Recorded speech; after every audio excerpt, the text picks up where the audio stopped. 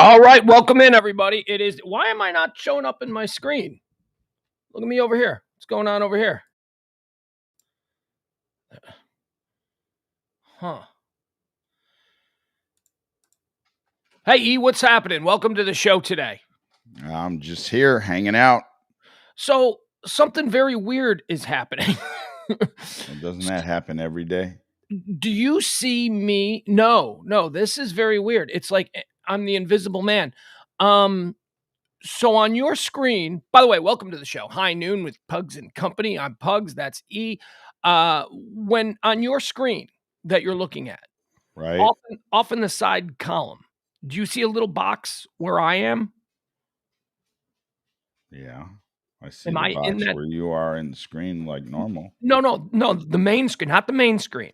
Like, Okay. do you? No, do you I have- see myself in that side box. I'm always in that side box. right, but you don't see me in the side box.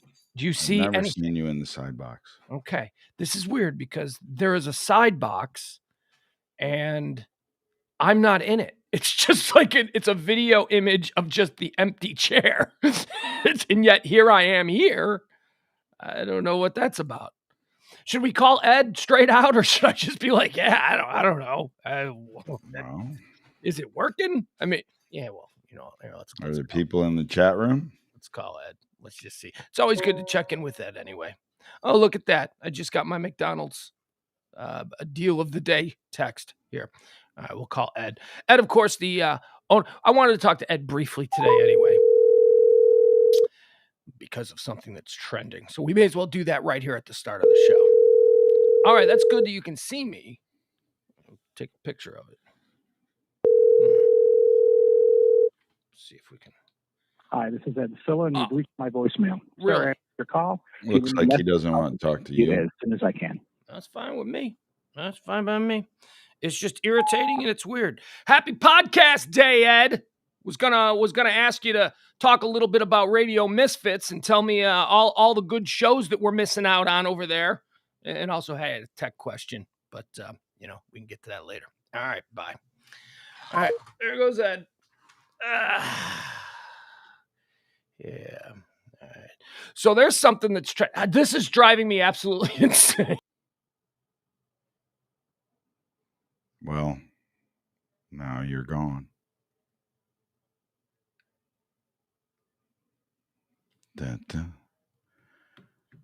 Okay, so you didn't hear me then. I just no, you just left, but now you came back. Right, yeah, because now, oh my God, this is so weird. It's like I'm the invisible. In the preview box of my video stream, I don't exist. I am not being seen. Now, in the show box, the one that's here in the main frame, I'm here. I'm obviously here. But in the preview box, I'm not here. I don't know. It's driving me crazy. Well, it looks like people see you. It says, looks fine. We see you. Okay. Yeah. As long as it's working, that's good. But all right. That's fine.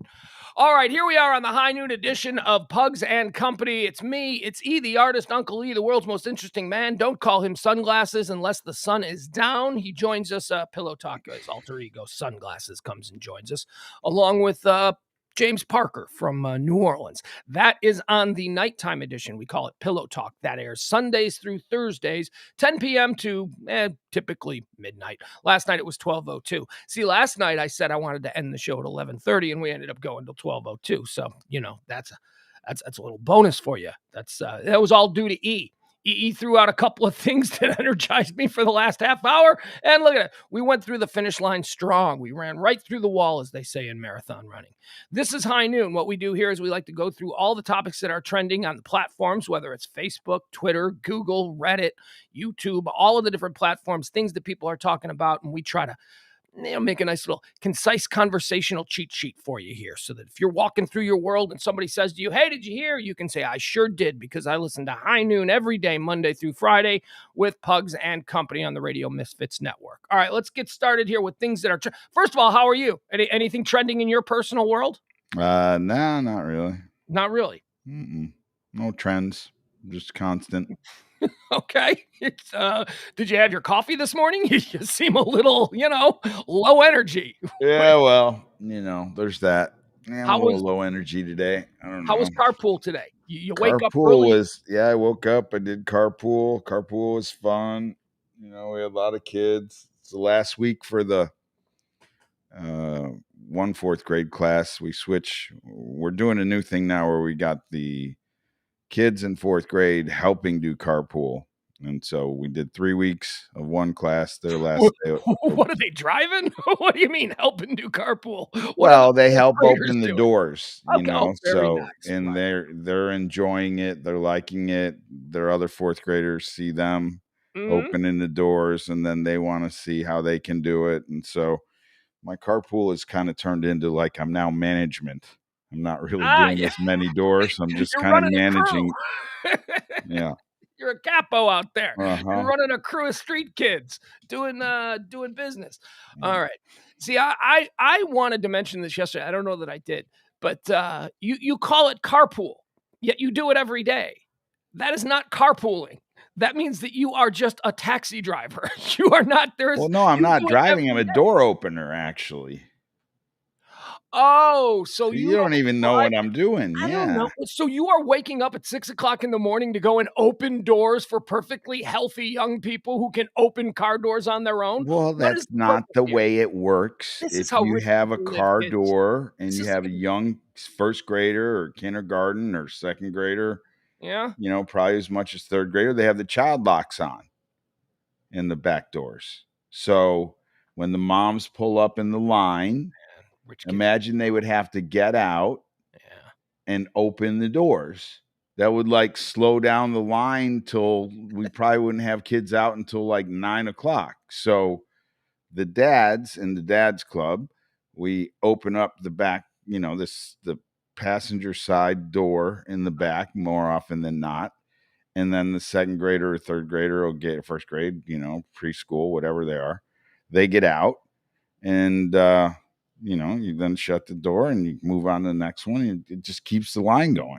So we're talking about something essentially expedites a process that has a potential to be very slow because kids don't want to go to school. So they might drag their ass unless some grown ass man is opening the door and going, move, move, move, move, move. I mean, is it like when you jump out of an airplane in the military? Is it just, Well, it's fun because when you do it every day, yeah. it to watch the kid, like there are kids that, every day I'm just amazed when I open up the door, they kind of look out and they look and they're like, wow, I'm here, I guess, at school, but yet they've been in the queue line for 15 minutes, trying to come around the corner, and they're just shocked as hell when they get to the front door.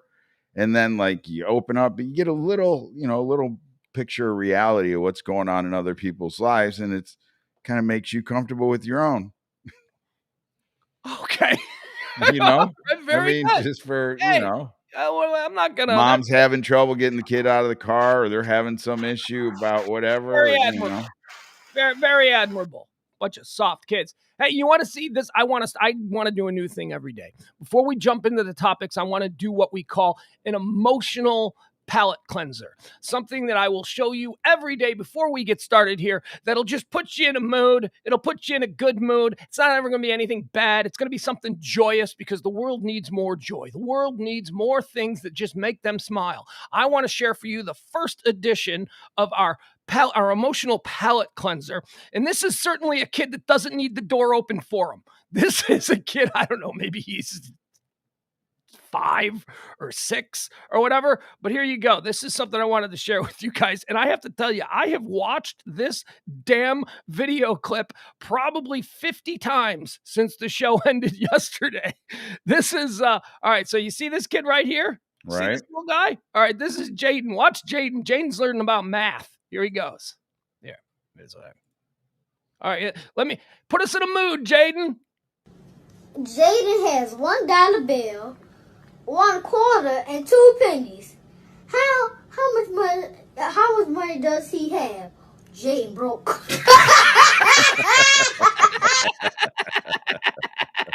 How awesome is that kid? His timing is impeccable. That kid's gonna be funny. That's just a natural funny kid. One more time. Let's watch Jaden figure out how much money he's got. And then the laugh at the end. How that just doesn't make your soul sing, I don't know. Jaden has $1 bill, 1 quarter, and 2 pennies. How much money does he have? Jaden broke. Come Jaden on. has $1. That is just that look, if I had a radio show, I'd be using that drop every day. Every time the mood got a little bit dark, I would drop in Jaden laughing. Jaden broke. That's great. Kid, you're the best. Kids are wonderful, whether they need the door open for them at 6 o'clock in the morning or not. All right. So if you only had $1.25 and 2 pennies, it would make you happy. You know? Well, I don't know. Hey, look, Jane's got a little bit more than I do at this point, but still, that puts me in a mood, man. It is the end of the month. It is bill time. And if that kid can make me smile, I hope it made you. How cute was he? I mean, that laugh at the end, the way he delivers the line. Like you think he's really trying to figure out how much money he's got. But in reality, that funny little kid is thinking of a line. He's thinking of a good line to make his parents laugh or whatever. One more time. We don't even need to see Jaden. Let's just listen to him one more time. This kid is so cool. There you go. Jaden has $1 bill, 1 quarter, and 2 pennies. How much money does he have? Jaden broke. Oh God, that laugh! That laugh is awesome, isn't it? Yeah, and then when that broke. is great.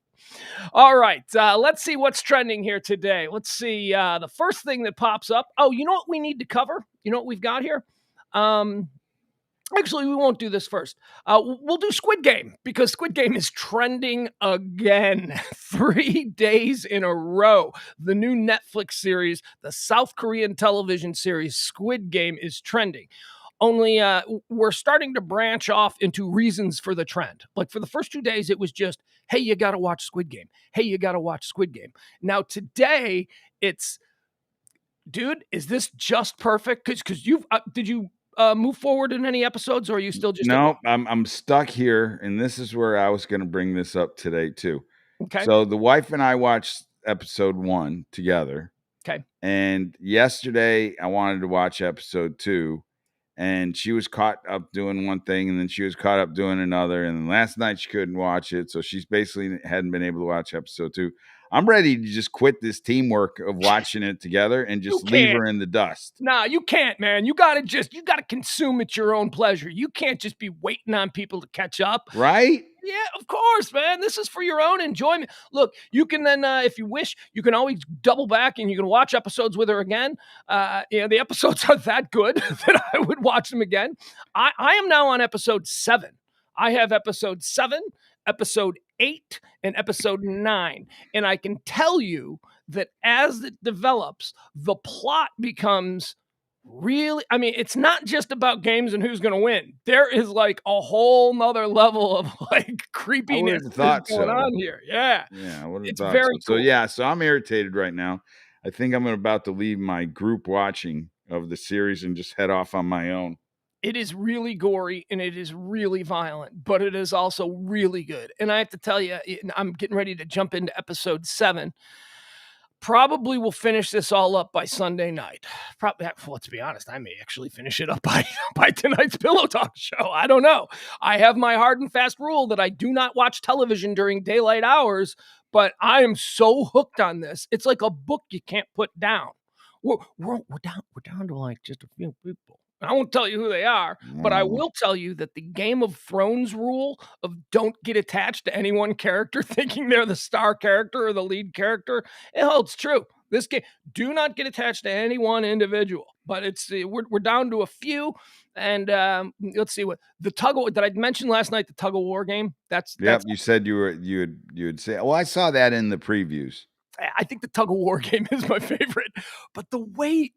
Okay, Squid Game is the story of people who are heavily in debt and they are recruited by somebody, some mysterious. I mean, I know who it is because I'm watching, but they are recruited by some mysterious entity to take part in what would otherwise be like a kid's game show, like Double Dare or something. You know, remember that kid's game show and the worst thing that happened in Double Dare was you got slimed, where they pour slime on you. Well, the worst thing that happens here is you get eliminated. You get eliminated, yes. And is the harshest definition of the term eliminated. It's not for the squeamish, this show. So all these people are in debt, and they're playing for. Now, I did the math, and it came out to 27 million US dollars. It's like 30 billion won, which translates to like 27 million. But then I read something just last night that said that number is actually 38 million. So these contestants who are all in debt, some of them are degenerate gamblers, some of them are wanted by the police for fraud, some of them are just people who had failed businesses and are now, completely living on the street.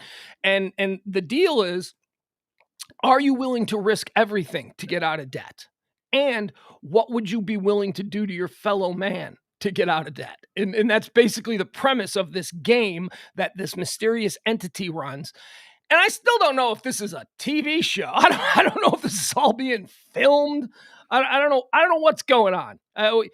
We know that it's in some. I know the location, but no spoilers. We know that it's in some mysterious location run by some mysterious guy. I mean, you get all that from just the first episode.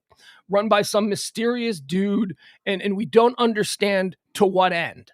Like, is this just some weird fetish that this guy is into? Is this some crazy Jeff Bezos type billionaire? That's what I was thinking about. I was watching this, and it's pretty, there's not the television show, not the television production, the fictional games that are occurring within this television show. There's a lot of money put into this. I mean, they're employing like a lot of people. There are three kinds of people running this game. There are managers, there are soldiers, and there are workers. And you may have noticed they all have like a symbol on their helmet. I did see that early. Yeah. So the symbols correspond to whatever it is they do. I believe the circles are soldiers. The squares are workers. No, squares are soldiers, whatever. And then the diamonds, the pyramids that are up there, not diamonds, they're pyramids. The pyramids are the managers. They're the ones that are in charge of it all. But anyway, why is Squid Game trending today for the third day in a row? The number one show on Netflix and quickly becoming the number one most watched show on Netflix. I mean, I think we sort of touched on this subject a couple of weeks ago.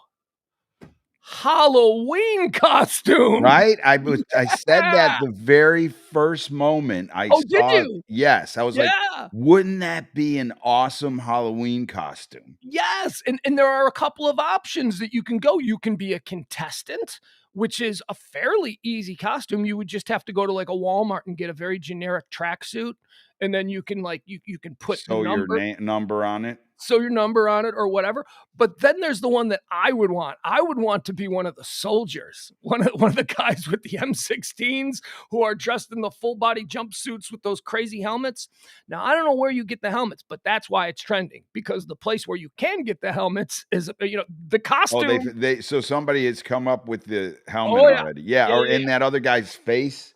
That would be a cool one too. Oh, the person who we're led to believe is the leader. Is the leader, yeah, the crazy rich guy. To what ends is he doing all this? Yeah, that's almost like a Darth Vader one. You know what I mean? He's wearing all black. So here, I'll show you some of these costumes. If you have, you're struggling, you want to come up with something good for. Here you go. I was thinking this exactly. There you go. Yeah. All right. So this one, this is a soldier. The pyramids are soldiers and they have the guns. So you could go as this. You could go as these are workers with the circles. With the circles. Yep. Yeah. They're like the lowest on the totem pole. There's another soldier with the diamond. And all right. So here you could do the tracksuit. Now, I don't know where you could get that tracksuit, right? Like I don't. Right, because you got to have that in order for people to understand it's the actual Squid Game thing. You need that color. And I also think you need the number, that size. The stripe. You might be able to find a tracksuit in this color, whatever this is, like this. But not blue, the stripe. This seafoam green kind of thing. Yeah, but I don't know how you're going to get that. The number, I mean, you could probably, you're good with a needle and thread, you could probably create anything. But, okay, so. Christina could. Christina Rankin, she could make all that up. You need the T-shirt that goes underneath it with your number on it. So Right. that's going to be something. See here, everybody's numbered 1 through 456. There's 456 contestants at the start of the game. All right, let's see some more. Okay, so here you go. Like this would be the costume that I would look for. Now, I don't know where you would get an orange jumpsuit, and I don't know where you would get this, but here I can share it with you. That's the duty shop. So it must be, this must be like a hot costume overseas. Right? Okay, so here you go. So this is a place you can get it. You can just, apparently you can get all the masks, you know. Oh, wait, that did that not show up? Yeah, 45, 49. Yeah, so they're going to come from China. Okay, so Squid Game mask, cosplay costume, Halloween. I just ordered a costume from Cosplay. And it took like 2 weeks for them to make it, and then another 4 or 5 days for it to get here when coming from China. I don't know why I can't make these ones bigger. Let me see here. All right, let me try it this way. Yeah, okay, I'll try it this way so we can. If you had a group of people and y'all just went out as the soldiers in pink, that would be crazy. Like people, I think, would be nervous of you. Right? You show up with a machine gun. All right, so there you are. That's see, this is the leader. This is the mysterious leader. He wears an all black jumpsuit with a hood, sort of like a Darth Vader kind of look. And these are the 3 different types that you would be. You would either be a soldier. That guy gets to carry a gun. That's who I'd go. I'd go with the gun guy because that's the most menacing. And then you've got workers and managers, and then you've got the boss guy. Let me see if there are any more of these that we can share. Any other options? It's a good group costume. You know? Yeah. Oh, here you go. Okay, so we'll show this one now. This will be the tracksuit. This will be a place that you could get the tracksuit. Tracksuit. There we are. Okay. See? All right. So that's I don't know if you get to choose your number or whatever, but for $50 you could get a Squid Game tracksuit, and then you could use it for jogging. I imagine. I imagine it's a real tracksuit for $50, right? Probably. You would hope. Yeah. All right. So that's why Squid Game is trending today, because apparently it's the hot costume. Do you have any other ideas for hot costumes for this year? Do you know? I've already made my choice. Oh. What is the choice? What choice are you going with? I'm a big Dalmatian. And the wife is Cruella DeVille. Oh, okay. You know, we're going as a couple. Okay. So all right, there you go. And what has Dominic, your lovely young son, decided to go as? James Marsden.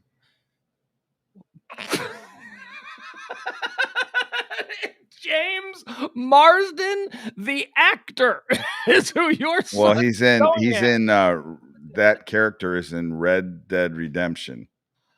Okay. Oh, so he's going as yes. Okay, so and that's why I had to go to Cosplay to get the costume, because they'll make any costume. A James Marsden costume. So your 9-year-old is going as this guy.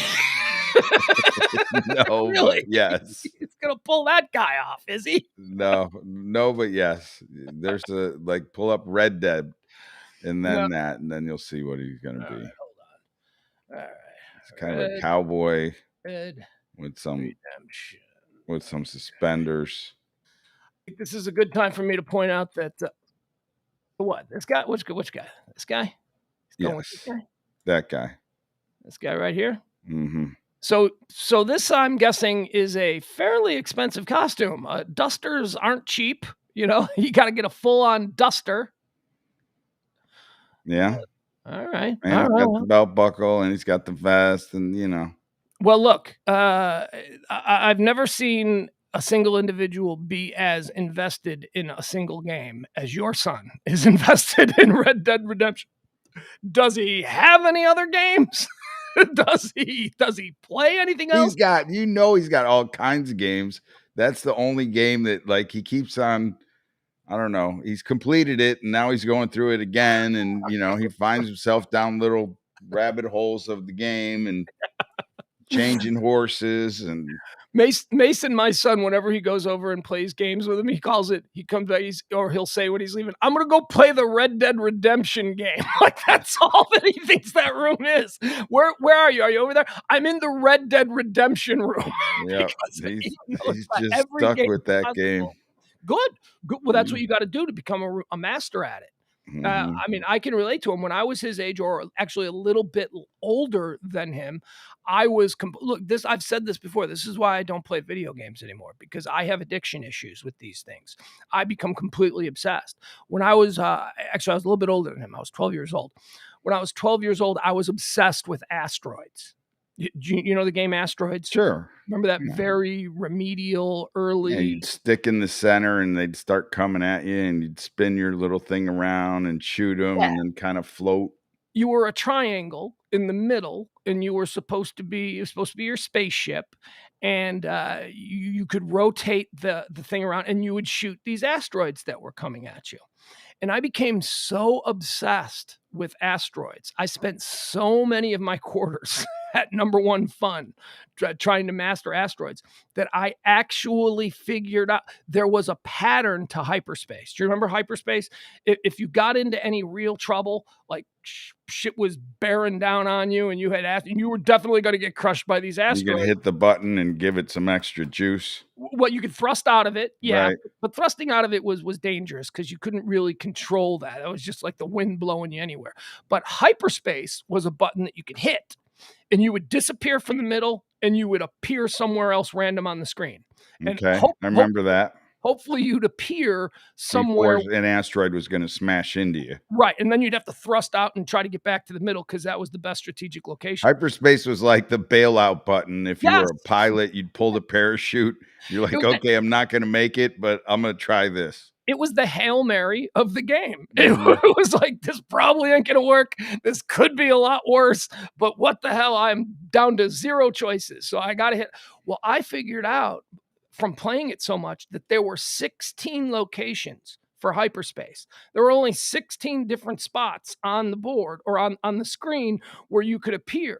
And if you knew, like the first thing that I would do when the game started was I would hit hyperspace just to see where I was in the rotation, so that the next time I needed to hit hyperspace, I knew where I would end up based on, it wasn't random. It was like but you had to play it a whole lot to recognize the pattern of where hyperspace was.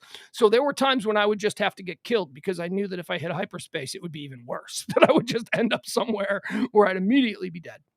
But that's how, look at Kevin Barber. He knows Bremertown Mall, Number One Fun, baby. We used to go to Number One Fun 2 hours before a movie would start, and I would spend all of my quarters, and then I would save $1.50 because it was $1.50 movie theater, and then I'd probably go watch Purple Rain or Dirty Dancing because those were 2 movies that were showing at the $1.50 location for probably 2 years each. They never left.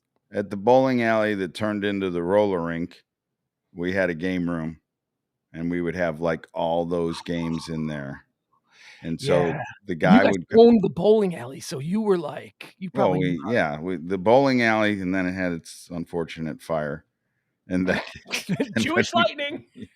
Then when we redid it, it turned into a roller rink. And then the roller rink, it had a big game room, and we had all those games in there. And I remember it was a guy by the name of Johnny's Amusements. And he would come like after a week, and he would open up the games, and he would take out all the quarters, and then he would sit there with his like quarter counting machine. And like the split used to be 50-50. Like the roller rink would get half, and the guy that put the games in there would get half. And then if I was left, like, whatever was left at the end that didn't go into the $10 wrappers or the wrappers, he would then give that to the kid, like me and my sisters, like, and we would run down to the game. Like he would just give it to us, and then we would like put it in the game, and it would be, of course, he'd get it all back. And he'd also, when he would open it up, he would put free plays. Like you could click when you open it up, you could click like and put a certain number of plays on the game. So every day when I would want to know when the game guy was coming to the roller rink, and I would be there and be waiting at him, like right for him to come in the door, and I get all these free plays and stuff. That was a fun part of my Let me describe Johnny. Let me describe Johnny, the game guy who had the 50-50 split with your dad, which I'm sure was all under the table. Right? Well, the amount of cash, business I know was the back amount of then. cash they took in quarters was not the amount they reported. Let's just Of put it course. that way. If that's under the table, Yeah. All right. So I'm guessing that Johnny was an obese man who chain smoked. he was obese. Yes, of course. I don't recall him chain smoking, but I do know that we had a bottle of Chivas Regal that would come out of the bar that would go on the table when he was counting the quarters. Because then it got to be we were getting such a haul of quarters that he would empty the machines, and our house was like right around the corner, and he would come over to the house. And then he would count them over there. And then right when I knew he had come to the house, I would get on my bike and I'd take off to the roller rink, because he would generally come in the day when the roller rink wasn't open. And I would go in because I'd have a key to get in, and I'd have all the free plays. Nice. So he would be drinking Chivas. He was big. Yeah, he was obese. Afternoon, Steve. Steve is checking in saying afternoon all. Let's see here. Kevin Barber with some more reminiscences from my hometown and when I was a kid. Kevin said, I almost got beat up at Haunted Trails. See, I knew he was trying to say Haunted Trails. Unfortunately, he typed Hanutef Trails, but he's talking about Haunted Trails. I almost got beat up at Haunted Trails Arcade for taking someone's quarter on the top ledge of a machine. I didn't know that was reserving the game thing. I thought, cool, free quarter. Yeah. Yeah, that was the reserve. That's how you had to reserve it. Like, remember when foosball came out? Oh, like, yeah. That's how you'd find your next opponent who had their quarter up. If you beat the guy on the other side. And then we had, what was it, the bubble hockey? Like, all those games had kind of lines for a long time. Yeah. I liked foosball. When I went to boarding school, that was the game that I pretty much obsessed on, foosball. Used to get into fights with people. You can't spin! Because, people would just take their hand off and spin. You're not supposed to take your hand off the thing. No spinners. One more note on Kevin's experience at Haunted Trails. I should probably let you guys know. We grew up in a lily white suburb. When we would go to Number One Fun, it was perfectly safe. Haunted Trails, that was like in the city. That was closer to. I'll put it this way: for us lily white kids from the suburbs, whenever we went to play games at Haunted Trails, it was a diverse crowd. It was a diverse crowd of kids. So yeah, we'd show up with our sweaters. And then some street gang member from the south side of Chicago that was a day. I never liked Haunted Trails. I was always scared to death to go to Haunted Trails, and that carried on into my 20s, because in the 20s is when fights get real. In your 20s, when you start dealing with 12-year-old, someone's gonna break it up. 22-year-old, someone's going to the hospital. That's where it gets. Haunted Trails always scared the hell out of me. So yeah, Kevin, have you taken? I see in the chat room they mentioned free play. Have you taken Mason the free play around here? Not around here, but yeah, we have that. Well, back when we would go places in Chicago, there's a place called Odyssey Fun World where it's almost like here's the deal with Odyssey Fun World. It's like an indoor amusement park. Like they got like a roller coaster, and they got like one of those scrambler machines, where you go like that. But then they also have a whole bunch of games. But the problem with Odyssey Fun World is that it's a one-off, and it's a mom and pop one-off. And that means they don't fix shit when it breaks. A lot of games are out of order. Oh my God. Oh, my kid wanted to go on this they have this ride. It's like an elevator, and it takes you up probably 3 stories, and it pushes you over the edge, and then you roll down a track, right? So it's like the old cliffhanger. That's it, but it's like a smaller indoor mom and pop operated, and here's the important part: mom and pop maintained amusement ride. And I was like, nah, you can't go on that. Come on, Dad, I want you. Nope, you are not going on that thing, because I do not trust that these people are, 1, fully insured, and 2, up to code, because everything else in this place is trashed. I can't imagine that they're only focusing on the safety of the cliffhanger ride.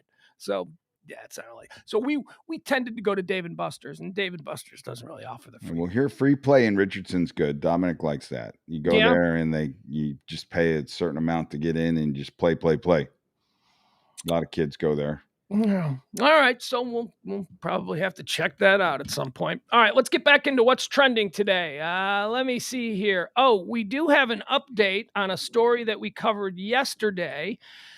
We may as well show it again because it was trending. Remember the Florida man story? Yes. Oh, nope, that's not and it. the song. Hold on. Yeah. We'll do the whole shebang here for you.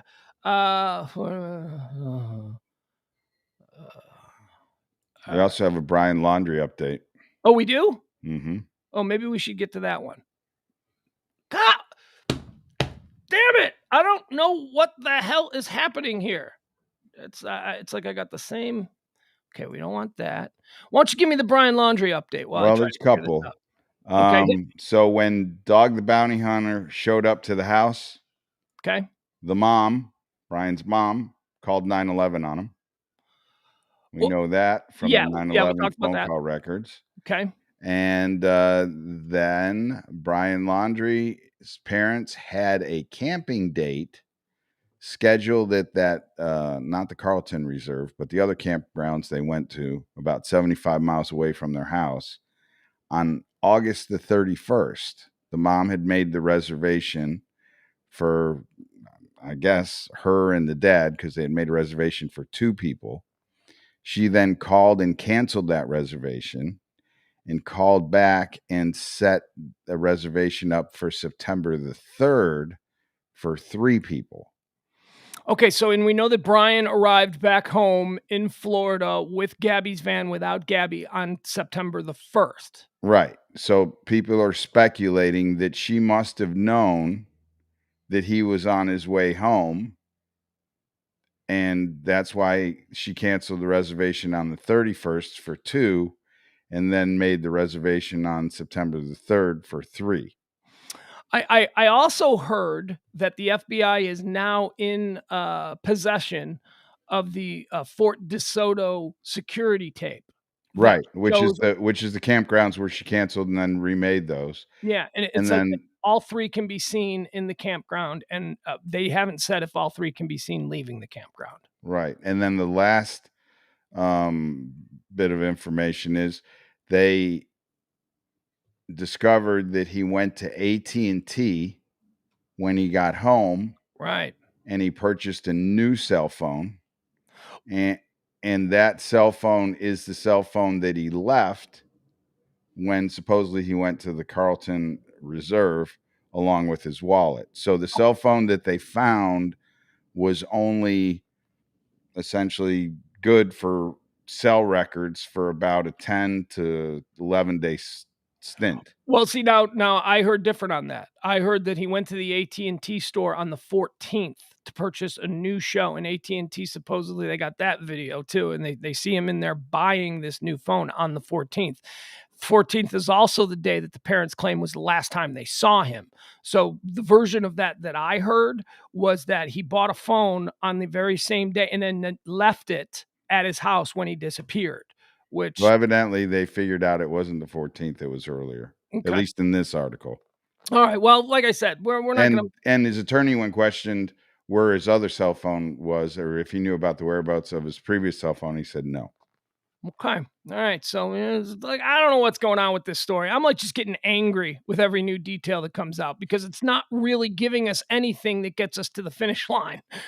Every little detail just seems to be another confusing aspect of something that we have no understanding of. No idea what's going on. The campground that they went to had like ocean view camping. Yeah, they got islands. There's islands off the coast there. Right. That's got me on an island. That's got me suspicious that somebody came and picked him up in a boat, and this dude's been long gone for a while. Man, let me tell you something. Dog the Bounty Hunter says that he's on this island. Dog the Bounty Hunter thinks that that's where he is. And if Dog the Bounty Hunter catches Brian Laundrie before the FBI, I'm never paying taxes again. I am just not going to be Is that down the with reason? for that reason. If Dog the Freak, I may send some money. I might send a check off to A&E, but I will not be sending any more money to this government if Dog the freaking bounty hunter does what the FBI cannot do. Yeah, I don't know. I became a little bit more like, if I was camping there and my mom knew I was coming home and then she rebooked the place. Yeah, I don't know. I'm with Jeff Glenn in the chat room. Jeff Glenn is saying Cuba. I think that's probably the most likely place that he disappeared to, Cuba. Hey, they always come from the other way. Why couldn't, one get sent back? You know what I mean? People from Cuba always get on About rafts. what, 200 miles in the water? Well, who knows where he left? It's 90 miles from Miami. So, where he was, probably up in the Gulf area of Florida, it would probably be 200 miles. But who says he didn't make his way down, and then make the 90-mile trip to Cuba? He's probably in Cuba right now.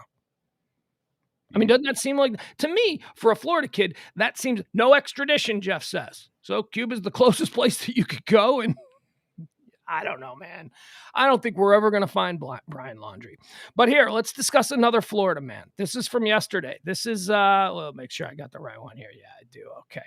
So this is from yesterday. We saw this. This was trending all day yesterday. And, here we go. Well, just to refresh your memory, this guy who did this thing with this alligator. Remember this guy? This is America's current hero, the newest Avenger. He's got an alligator in his front yard. Brilliantly uses a trash receptacle. That's a big alligator, right? Is that a big alligator? No, I don't think that's a big one. And a It's like a small one. mid-range. I think that's like about a high schooler.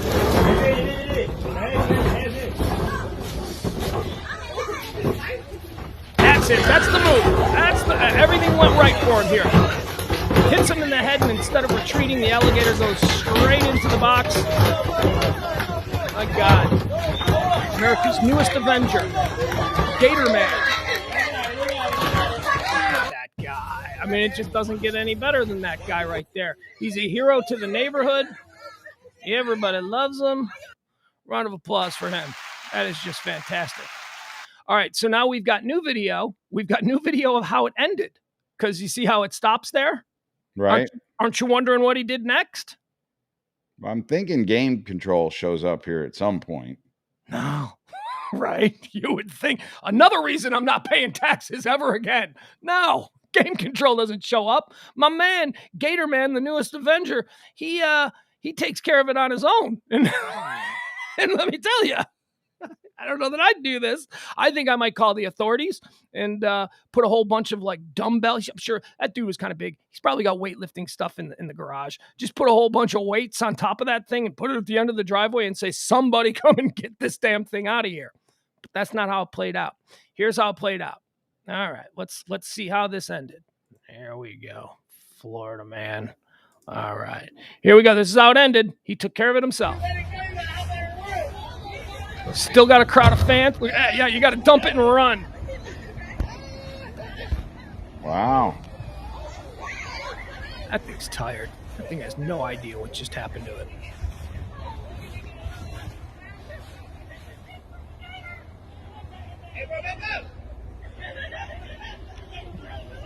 Yeah. All right. There we go. Don't go in the water. Yeah. There you go. Go to the water. Look at him. There he is. Gator Man, ladies and gentlemen. A fantastic example of. And that wasn't very far away, I'm assuming, from where he captured it. Yeah, man. That's another thing that I don't get about Florida. Is that park in the neighborhood? I couldn't imagine living in a neighborhood where the park where I might toss a football around with a kid could have one of those things lurking about. No, thank you. I can tell you one thing. If that guy was in my neighborhood, after watching him do such a good disposal, his phone would be ringing anytime I saw a gator in the complex. Oh, dude, he's Gator Man now. Yeah, I mean he's the guy in the neighborhood that knows how to handle these things. He's I gotta X out of some of these things. All right, and now finally, because we played it last night, this is a man who wrote a song about Gator Man. He wrote the song literally in like, oh man, this page doesn't exist now. What, we don't have the Gator Man song anymore? Are you kidding me? Guy's probably getting his copyright rights. I mean, he had what, over 2 million plays yesterday? Yeah. Well, that sucks. Hold on. Let me see if I can find this again. All right. What's his name? Okay. Yeah. Damn it. That's too bad. I really wanted to play that song again. I thought that song was great. Probably sold it already. Yeah, probably. Here, we'll do this. See, Florida Man. Well, let me just see if maybe it's somewhere else. Somebody stole it, then we can play it because it's a nice way to wrap up this little conversation. Florida Man. Now I want to hear that song. Yeah, it doesn't look like we're gonna get Florida Man. What was his name? His name was Song a Day Man. Okay. This is upsetting. Yeah. It was available like an hour ago. He hatched the deal. He sold the record or sold the hook. Well, good. You know what? If that's the case, then good for him because that was a great song. Yeah, Jonathan Mann. All right, here we go. Let's see what Jonathan Mann is his name on Twitter. If you want to follow him, I'm now following him because he's awesome. I wonder if he had to take that song down. Oh, okay. All right. Here, maybe we got it here. Let's see. All right, let's see if we can listen to it. All right, here. Florida Man song. This guy wrote this in one day after viewing that viral video. Florida man, catch an alligator in the trash can. If you can't do it, no one can. Come on now, Florida man. You do things different down south, straight into the trash can's mouth. Go down the swamp and let 'em out. Come on now, Florida man. Florida man, you much my life. That's the way our country was designed. But we need you, Florida man, to catch those alligators in the trash can. Someday soon, seem to me, the Florida will be beneath the sea, passed down through the generations, the legend of Florida man. Florida man, catch an alligator in the trash can. If you can't do it, no one can. Come on now, Florida man. Come on now, Florida man. Come on now, Florida man. Florida man, you're much my life. That's the way our country was designed. But we need you, Florida man, to catch those alligators in the trash can. Someday soon, seem to me, the Florida will be beneath the sea, passed down through the generations. The legend of Florida man, the legend of Florida man, the legend of Florida man. Oh, what a beautiful Can song. you stop it right there? Yeah. Whoop. Look at the heater Oh, what do you mean? in Florida in the song guy's house. Like, Does he I have haven't seen a heater like that since like the early, like that's like 19. Oh, yeah. See that thing? Well, here's what I would say. I don't know that he's in Florida. No. He's singing a song about Florida man. This is very common in Chicago, especially apartments. Yeah, Chicago apartments still That's have. like old school.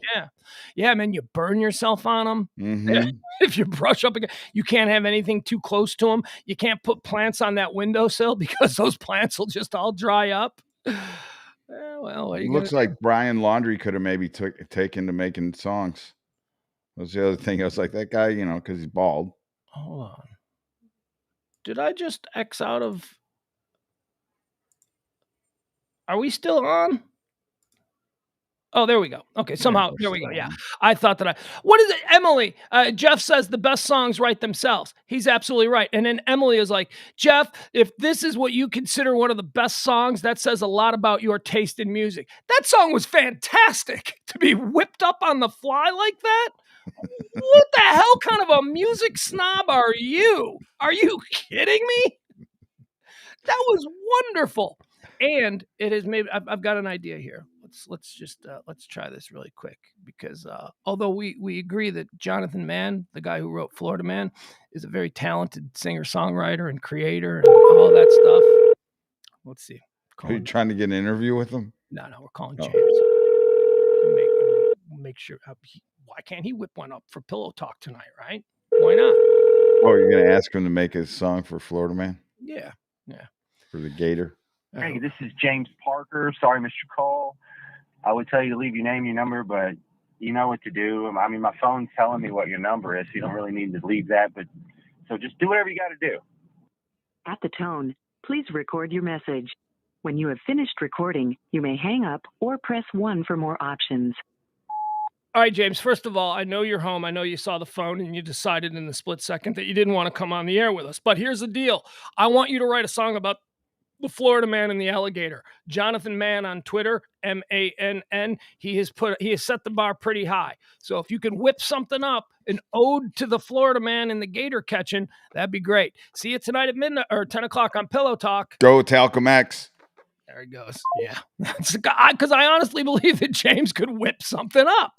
I mean, he whipped up the Dirty Laundry song, you know. He did do that in a short period of time. He sure did. Right now, he's rolling his eyes. Right now, he's listening to the message, and he's like, damn it. Like, hi, this is James. Why do you have a phone? Thing about James is that he always came through. Always. Like, you'd ask him for something, and you know that he didn't want to do it, and he would waste 5 hours of his day just, adhering to whatever whim Kelly or I had. But he always came through, as we heard last night with his PSAs. All right, so that's why Florida Man is trending. Now, because I closed everything out, I've got to switch back to see what else is trending. We have really what I would refer to as a handicapped trending list. Why? Because because we avoid topics, and so on certain days, oh my God, that's why we're handicapped. Don't I know it? You are absolutely right. Today, everything was somehow politically divisive, or apparently some BTS member, that South Korean pop band, Jim, I guess is his name. I think he's having a birthday. So everybody's thought Jim Tober is trending. That's about BTS. I don't know anything about that stuff. Politics, abortion. There was like a big abortion trend that was going on today. Oh God, vaccine mandates. That's going on today. You got Trump world is trending today because apparently Corey Lewandowski went and did something. I don't want to. I saw that NBA players, if they're not vaxxed and they can't play, they're not getting paid. We were just going to go with that today. CNN was just leading off the top of the hour with that. So in the NBA, here's the problem. And Kyrie Irving, no surprise, Kyrie Irving is at the center of this. San Francisco, Los Angeles, and New York, which would be the Brooklyn Nets and the New York Knicks. They all have mandates in those cities for home games. So all NBA players must be vaccinated if they want to play in those cities. And this is a problem because Kyrie Irving is not vaccinated. And during the Golden State Warriors press event, the media day or whatever it was, he was asked flat out. And now, the NBA shows, they're all speculating that players won't be getting vaccinated because this will just be the way that they utilize load management early in the season. This new NBA thing of load management where, these docile little millennial creatures can't play a full season. So at some point in the season, they take like a week off so that they can be ready for the playoffs, and which is absolute bull. Michael Jordan never did that. Wilt Chamberlain never had load management. You know, these guys won championships playing entire seasons wire to wire, never missing a game. But apparently that's a new thing in the NBA, and everybody accepts it. So they're saying the players won't be getting vaccinated so that they can not even start playing their NBA season. Or was it something like 40 home games a year or something? They'll just take 41. 41. Yeah. Could you imagine that? Could you imagine that your hometown crowd will never get to see you because you refuse to get the vaccine? And not because of any sort of scientific, medical, personal, religious reason, but because now you're just trying to stretch out your load management days and you found a way that you don't have to play home games. Well, I would be willing to bet that the load management philosophy is going to go away when they figure out that, okay, if you're COVID positive and you don't have a vaccine, your owner doesn't have to pay you for those days. Yeah, well, that was the chess move today by the NBA. The right. NBA That's going to change the whole concept on load management, because or using the vaccine as an excuse to amplify your load management. Right, but if you're one of these mega stars, that's costing you hundreds of thousands of dollars to miss a game. Yeah. I mean, you just do the math. And I understand. 25 million you're getting paid. You got 80 games. Do you have any sort of empathy, sympathy, understanding? Not empathy, not even sympathy, but do you have an understanding of why Black Americans might be hesitant about, and the NBA is a very Black league, why they might have hesitancy to take a vaccine mandated by the government? I mean, I kind of get that. I don't think it's... At this point, I don't understand anybody's hesitancy. Yeah, I don't either, man. Come on. But I certainly do recognize that this country has a history of doing things to Black people, especially with vaccines and with, we gave a whole bunch of people smallpox. We gave a whole bunch just to see the effects of it. We told them we were giving syphilis, Tuskegee. Yeah, Jeff Glenn is talking about the Tuskegee incident. It was like just in our, not in our recent history, but it was, our grandparents were alive. And what they did was that they took all of these Black people and told them they were treating them for something. And really they were just injecting them with syphilis to see the effects, so that they could study the effects of syphilis. So if you're a Black person in America and somebody says, yeah, you have no choice, we're going to stick this, I understand that hesitancy based on their own racial history. But come on, man. But no, because it's not, it's apples and oranges. Like, it's not, we're just going to this population and saying, hey, this is an injection for you. We're injecting everybody. And not only are we injecting everybody here, they're injecting everybody all around the world. And so it's not, that's the part I don't get. Yeah, I don't either. I'm just simply saying that there is history to having a concern. But the fact that everybody, like, what are you giving me? Maybe you're not giving me the same thing you gave them white people. I mean, there's a skepticism that is now pretty much, I get it. I get it. I don't think it's correct. I think you're wrong, but I certainly understand why a dumb guy, and most of the people in the NBA, most athletes are dumb guys. Well, isn't Kyrie the one that thinks the world's flat? Yeah, I right. That's him, right? Yeah. I think so. Oh my God. I know. He gets on the plane and travels on a plane. This is what we're dealing with. By the way, who is Kyrie Irving? Is Kyrie Irving on the Nets, or is he on Golden State Warriors? Clippers, I think. We got to find out where Kyrie. Or no, he moves around so much. Yeah. No, he I think he is on the Nets. Who's the guy on the Clippers? Because I know that I just said the guy on the Clippers used to play for San Antonio, then he played for Toronto. Won a title with Toronto and then got the hell out. Right. Brooklyn Nets. Kyrie Andrew Irving is an American professional basketball player for the Brooklyn Nets of the National Basketball Association. He was named the Rookie of the Year. No, I don't think Kyrie's the one that thinks it's flat. I think the guy that thinks the world's flat is the guy with the Clippers, which I can't remember his name at the moment. It's similar though. It's like it's not. No, it is. It is. Kyrie Irving on Flat Earth comments. He says he's sorry now. So this is going back a couple of years. He's apologized. Yeah. He figured it out. This is back when he was in Boston. Kyrie Irving offered a simple message to science teachers Monday. I'm sorry, the Boston Celtics star said. And with that, Irving made clear that he regrets publicly saying that the earth is flat. All right, you regret publicly saying it, or do you really still believe it? And you regret that, you got in trouble for saying it, and, now people are yelling at you. His probably, grade school, high school teachers probably called him up and said, "Hey man, you're making me look bad." He didn't go to class. Kyrie Irving was one of them athletes that they probably just moved through because he had a Division I scholarship waiting for him. Actually, I don't even know. He might have. I don't know. Kyrie Irving just appeared on the NBA scene a couple of years ago, and I don't remember him in college or anything. Speaking Monday at the Forbes Under 30 Summit in Boston, the flat Earth topic that Irving inserted himself into last year was discussed, and the All-Star guard said he didn't realize the effects that his claim would have once it went public. To all the science teachers, everybody coming up to me like, I've got to reteach my whole curriculum. I'm sorry, Irving said. No, what is that? No science teacher came up to Kyrie Irving and said, well, now that you say the earth is flat, I got to start teaching kids that the earth is flat. Nobody said that. Maybe they don't even have to, they didn't even bother with that, even being a thought process, and they had to insert a lesson to show how it wasn't flat. And the guy from the Clippers, it just popped in my head, Kawhi Leonard.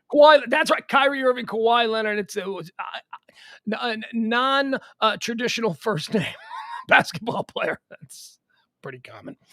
To all the science teachers, everybody coming up to me like, I've got to reteach my whole curriculum. I'm sorry, Irving said, as the room attending his session erupted into laughter. Just laughing at this guy. You dummy, you weirdo. All right, let's see what else is trending here. This is a good one. Did you see Mick Jagger is trending today? Did you see this? Oh, I always get nervous when a Rolling Stone is trending, particularly after the last one passed away. I know this is that. Chances are when they're trending, that's going to be the next thing. Yeah. Well, this is interesting, and I don't know if this is a publicity stunt or what, but the Rolling Stones are playing a concert tonight in Charlotte, North Carolina, and somebody snapped this picture of Mick Jagger. Well, check this out, and we'll talk a little bit about this. This is why Mick Jagger is trending. Do you see this? Hold on. Well, let's see if we make it bigger. There we go. All right. That's some dive bar in Charlotte, North Carolina at the Thirsty Braves Saloon. And that's Mick Jagger. That's Mick Jagger right there. Just all alone, standing there, walked into a dive bar, got a beer, and then just sat out on the patio. These people aren't even noticing him. Now, this plays to my theory. Oh, and by the way, we know it's him because he tweeted it out and about last night in Charlotte, North Carolina. Mick Jagger. And that's him right there. That'd be so cool. Do you think you would? Here's the problem with this, okay? And I've said this a lot. If I was at the Tom Thumb down the street and I saw Barack Obama just alone browsing through the produce section, I would not think, oh my God, Barack Obama is in the Tom Thumb. I would think, holy shit, there's a dude who looks just like Barack Obama in the Tom Thumb, right? Because you would never expect that. You would. I particularly with the president, because of Secret Service and stuff, I would doubt that was them. But okay, well, so maybe the president was a bad example, but Tom Hanks. If I saw Tom Hanks in line in front of me at the 7-Eleven getting some rolling papers, I would think that dude buying rolling papers looks just like Tom Hanks. I would not be able to convince myself that was actually Tom Hanks. That is definitely Mick Jagger. Yeah, well, yeah, I mean, picture it. And it doesn't look like it's in the best of neighborhoods because look at the bars on the windows. And the way that they got the gate on the front door. So it looks like the place is probably cool while it's, bar open hours. But then it's probably one of those neighborhoods that really quickly goes, when it's dark, you're not there. Well, here, let me tell you, this comes from the Charlotte Observer, Mick Jagger had a beer at Charlotte Thirsty Beaver and no one noticed, owner says. He looked like any other ball cap clad jeans wearing North Carolinian as he stood at a high table and quaffed a brew at one of Charlotte's most famous dive bars Wednesday night. No adoring fans to shrug off, no security guards by his side as Rolling Stones frontman Mick Jagger enjoyed the night air on the patio of the Thirsty Beaver Saloon on Central Avenue. Several other patrons seated at a nearby table and bench seemed to ignore the rock and roll icon. They looked the other way as someone snapped a photo that Jagger later sent out on Instagram and Twitter. Out and about last night in Charlotte, North Carolina, Jagger wrote. Did Jagger rent out the bar? And were those patrons his crew? Absolutely not, Brian Wilson of the Beach Boys. Brian Wilson, co-owner of the Thirsty Beaver, told the Charlotte Observer. Turns out the 4 or 5 patrons pictured in Jagger's photo had no idea it was him. He was in here and then he was gone, Wilson said. One of the regulars who was there holding him told him Thursday morning. The bar had no advance notice that Jagger would drop by, and even the bartender had no clue it was him when she served him a beer. Well, that's good. How do you think that made Mick Jagger feel? He walks in. What's her age? 24. Like younger people, a lot of them don't know the Stones. Man, I'm telling you, I'm going November 2nd. Yeah. Oh, are you here in Dallas? Can't wait. Cotton Bowl. I've seen the Rolling Stones twice. I don't know if I'd want to go see a band at the Cotton Bowl. Have you ever been to a concert at the Cotton Bowl? Yeah, I saw the Stones at the Cotton Bowl. Oh, okay. Long time ago. Going full circle for you. Mm-hmm. I don't know. Cotton Bowl just seems like a really bad place to hear music. I don't like stadium shows. I like arenas, basketball arenas that are also designed to acoustically have concerts. Those are fine. But the outdoor I saw him at the Cotton Bowl. I think I saw him at the AAC, or maybe am I confusing that with Jerry World? I don't know. Bill Folk says maybe Mick Jagger's less famous to the bar-going millennials. For sure. Not millennials, maybe Generation Z. Dude, millennials are 40 years old now. Millennials are not kids. Well, I think that the deeper you get in the, age, the less old you are, the less likely you are to recognize Mick Jagger. The millennial generation starts in 1980, right when the Gen X generation begins.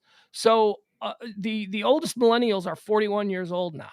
I mean, that's not a kid anymore. I would think that over the course of 40 years of life, you would at some point encounter what Mick Jagger looks like, right? I mean, he's the guys. You would hope. All right, couple of old guys here. What do we know? What do we know about the way kids are these days?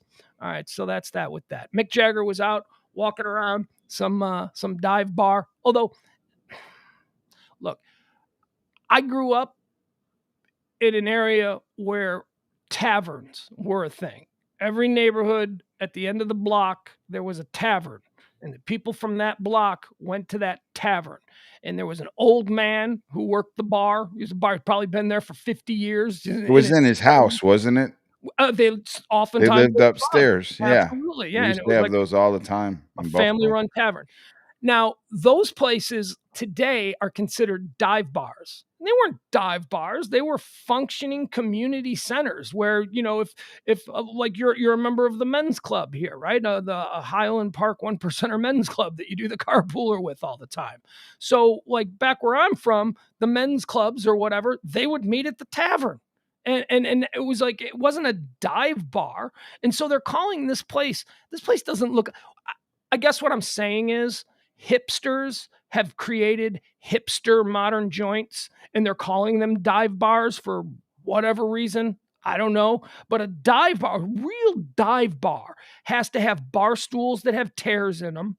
Well, I mean, that place looked like a dive bar. No, that place to me looked like. Did you see the tile on the floor? Yeah.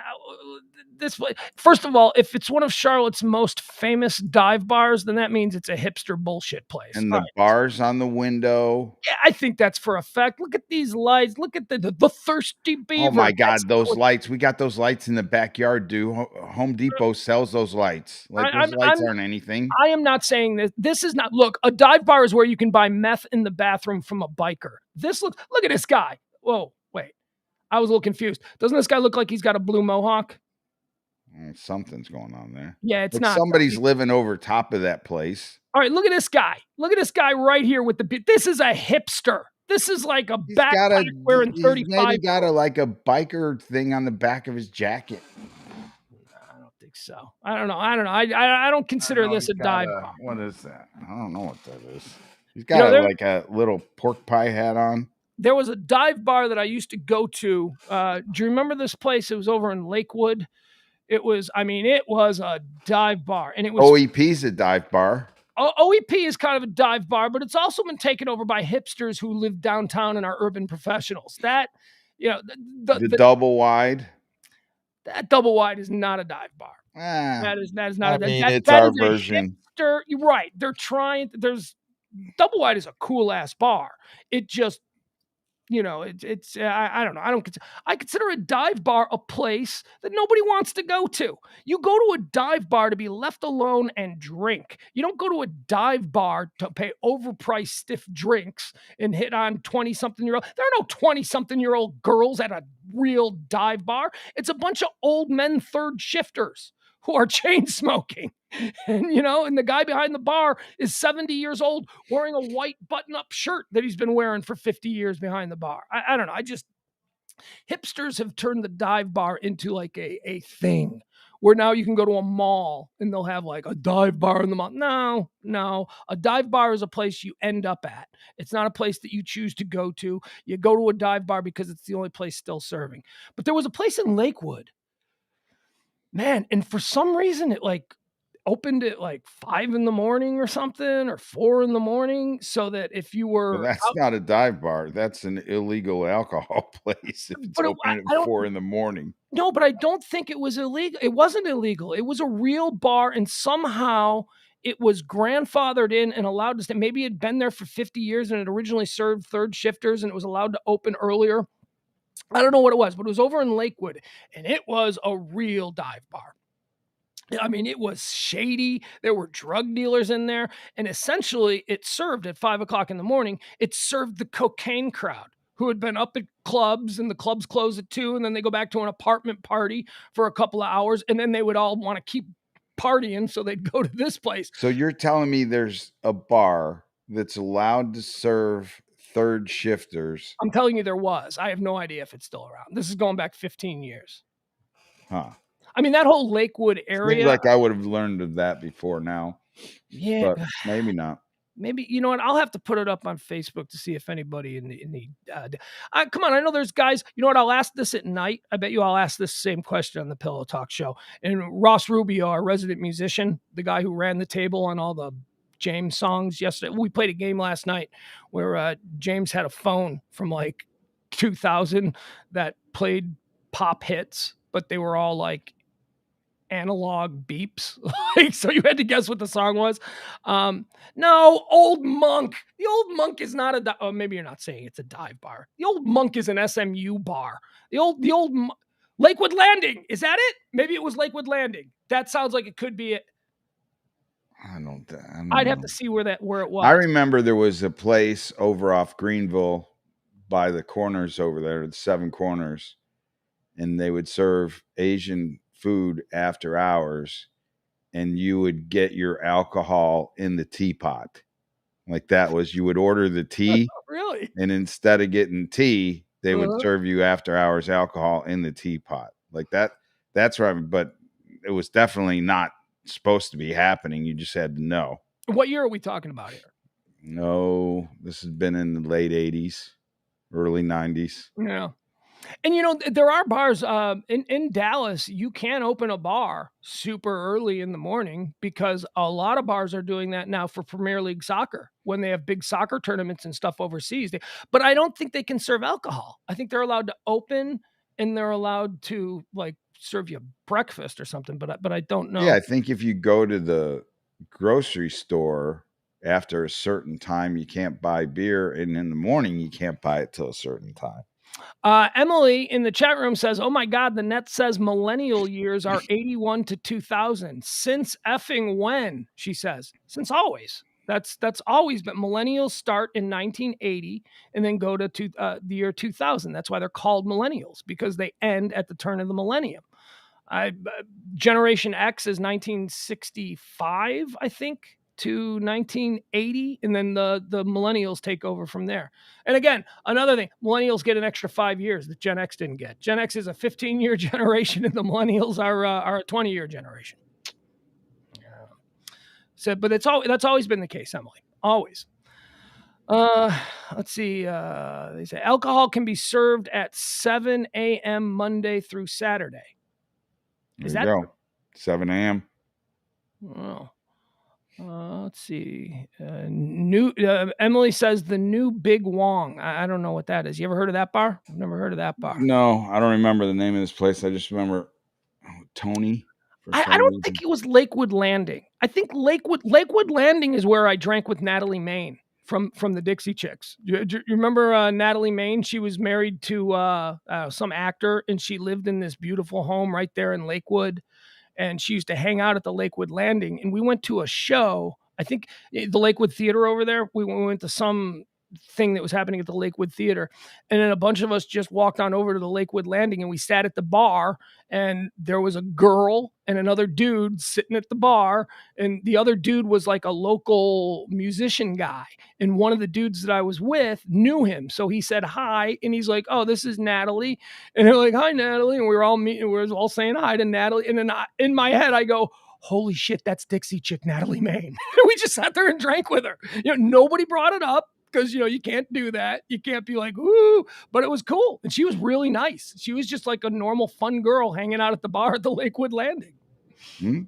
Unlike Steve Nash, who I once ran into at the Lemon Bar, and he cut the line. He cut not the line outside, which is, you understand, right? You let Steve Nash cut the line because you want him in your bar, because then people go, "That bar is so cool. Steve Nash was there." No, he cut the booze line at the bar. There was like 5 people waiting for drinks, and Steve Nash just moved himself in there, and nobody said anything. He was a nice guy, though. He would hang out on Knox Henderson a lot. Yeah, he really was. He was a nice guy. He would get tanked. Yeah. Nash? Oh yeah. Yeah, I saw he was. Yeah, well, I wouldn't describe what I saw as Steve Nash getting tanked, but he was drinking. I mean, he was partying. He was out with his boys. What a life that guy had. Leaves here, becomes a 2-time NBA MVP up in Phoenix. He was Never already got the ring, though. No, he didn't. Did he? No. Mm-mm. Yeah. So I wonder what means more to him. The 2 MVPs. Is Steve Nash the greatest Canadian basketball player of all time? I bet. Man, he's coach of the Nets. Yeah. All right. Let's see. What else do we have? I really want. I know that the dive bar I'm talking about isn't Lakewood Landing, because I just remembered the Natalie Main story, and Lakewood Landing was just a really cool bar. It was just not necessarily a dive bar. It was just really cool, non-pretentious, low key kind of watering hole for the people. I mean, this wasn't a dive bar, but a lot of people would go to Cosmos. I remember over there. Where was Cosmos? That was over in Lakewood. I can't remember the streets, but I do remember Cosmos. Leslie says, "I really wish that you would check your Facebook chat." I don't know how to do that. I only know how to look at this migrated chat with both Facebook and YouTube that is here on the side of my screen. I have gone back and tried. I don't know how to find this show on Facebook. Just don't even get me started. I saw a message that I needed to check mine too. Jesus, why are they talking trash? Then I don't want to go there. Oh, well, no. Jeff said he sent me a song. He did back on September 19th. Oh no. Okay, what else is trending here? Marxism. There you go. Don't want to do politics, so Marxism is trending today. So I will just say that I prefer duck soup, but I completely understand why some people may enjoy Day of the Dead. So the new Big Wong may be where I was going. It says new Big Wong served alcohol illegal in teapots. There you go. Must have been where I was. Leslie would probably know. She's got a lot of good information like that. Okay, so Marx Brothers. Are you a Marx Brothers fan? That's not why Marxism is trending. It's trending because apparently Marco Rubio used Marxism incorrectly, and now everybody's hammering him for it. But are you a Marx Brothers fan at all? Nah. Really? See, I consider Marx Brothers to be the ground. Groucho Marx. Groucho, Harpo, Zeppo, Pico. Yeah, I think it was a little too. Dwayne Allman Marx. Yeah, too in front of me. Yeah. Well, my love for the Marx Brothers comes because, and I don't know if this was just a Chicago thing. Maybe it was a national thing. I think it is a national thing because now Turner Classic Movies does this. So, and they're a national network, and it seems like they're continuing a tradition. But in Chicago, on New Year's Eve, right when you'd be done with the celebrations at midnight, a local Chicago TV station would just run nothing but Marx Brothers movies until daylight. And I was, from the time I was 5, 6 years old, able to stay up as late as I could. I just have this wonderful memory of being a kid on New Year's Eve and just watching these Marx Brothers movies, these little black and white movies, probably on a little black and white TV. And they were hysterical. And I wanted to see, they really, I mean, they are ground zero for my comedy. I still can pull up Marx Brothers clips. They're just so funny. Groucho was probably the greatest wit, the quickest wit that there has ever been. That was his whole bit, that he was just a witty guy. But I wanted to see if it translated. So when my kid was probably about 6 or 7 years old, I pulled up a bunch of Marx Brothers clips on YouTube and I made him watch them. And I wanted to see After midnight? No, this was just on YouTube. Just, we were watching clips on YouTube as this generation of kid likes to do. And I wanted to see if he, because he wasn't polluted by anything. Kids, if you get kids when they're 7, 8 years old, they're not polluted by, things that preconceived notions or whatever.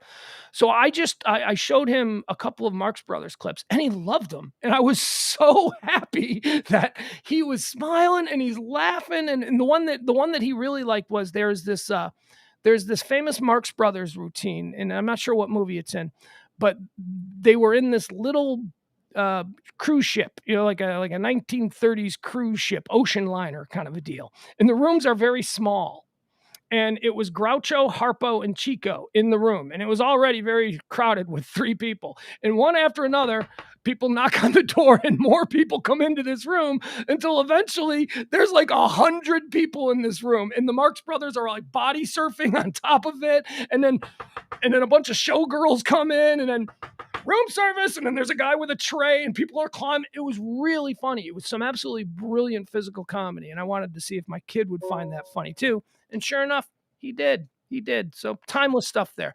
So we're not going to talk about Marxism or what Marco Rubio said, but I am going to profess my love for the Marx Brothers. Marx Brothers. All right. What else is trending here?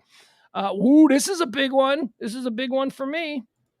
The other day I had my radio mentor, my first boss, Kevin Matthews, on, and he's working on a little project. So he asked me a question that probably seemed a little bit weird and random, but it actually plays into something bigger that we're not talking about. But if you remember, he asked me, what are the 5 items from a McDonald's menu that I would keep, right? If I had to get rid of everything else on the McDonald's menu, what are the 5 items? And one of the items that I did not mention, because drinks included, yeah. But one of the items that I did not mention, because it is not a constant, an ever-present item on the menu, is the McRib. And McDonald's has announced that on November 1st, for the second time this year, and the first time they've ever done it, twice in 1 year, a pandemic present, if you will, they're bringing back the McRib on November the 1st. Now, are you a McRib guy? I used to like the McRib until I read everything that's in it. Oh, don't do that. Don't do that. Yeah, now I can't eat it. Same way I can't eat their chicken nuggets. What's in it? There's 57 ingredients in their chicken nuggets, or there used to be. Chicken McNuggets are good. Chicken McNuggets are great. I don't want to know. Hot dogs are good. I don't want to know. It is almost asking like what's in a hot dog. Yeah. When you see the chicken McNugget ingredients. And then when I saw the McRib ingredients, I was like, oh no. All right. I asked what's in a McRib, and I get this McDonald's page. And I don't think they're going to give me I don't think they're going to give me the gory details of what we're looking for, right? Ingredients. Just go McRib ingredients. Boy, let's see how McDonald's presents this. I think they have to show it. The McRib from McDonald's.com. The McRib starts with a seasoned boneless pork.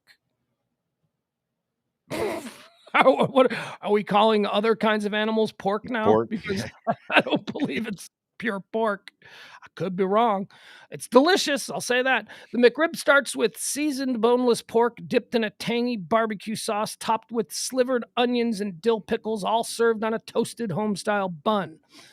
Yeah, that's not what I'm looking for, No, McDonald's. you're looking for how does the McRib get its consistency to look like a piece of boneless ribs. I'm guessing rendered roadkill. That's how it gets some gelatinous. Once I read it, it was over for me. That did it.